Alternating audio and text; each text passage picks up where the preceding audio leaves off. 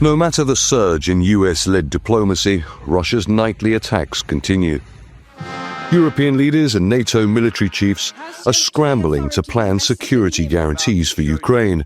Who and what will be involved remains unclear. But with little tangible to show from the Alaska and DC summits, the US president now concedes that Russia may not even make a deal. Pressure is mounting on Europe. No matter what happens, no matter what form this takes, the Europeans are going to have to take the lion's share of the burden. It's their continent, it's their security. The US says it could be involved with possible air support, but President Trump has repeated there would be no US boots on the ground.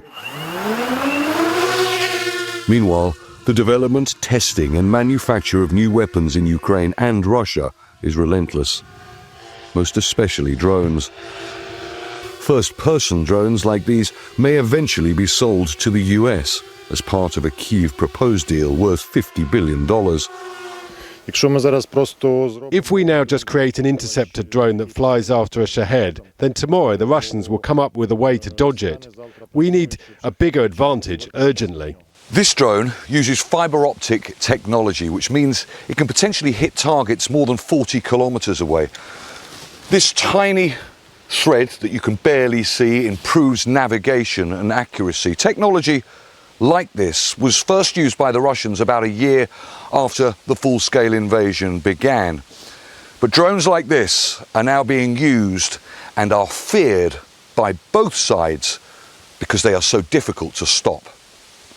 Fiber optic drones are currently almost impossible to jam using electronic warfare. These are new long-range cruise missiles and drones developed by a Ukrainian startup. The company says the weapons can hit targets thousands of kilometers deep inside Russia. Moscow says it must be consulted about security guarantees for Kyiv, and talk by NATO countries, including the UK and France, contributing to possible peacekeepers is another red line. All the different ideas, all the unilateral moves are an absolutely hopeless venture, as the current discussions between the West and the Ukrainian side are essentially linked to providing guarantees in the form of the foreign military intervention. For now, with few signs Russia is serious about ending the war, there's one thing both the US and Europe agree on. That's building up Ukraine's military capability and benefiting from Kyiv's battle-tested expertise. Charles Stratford, Al Jazeera, Kyiv. Don't miss out and get the full picture. Subscribe to Al Jazeera for reliable news and expert insights.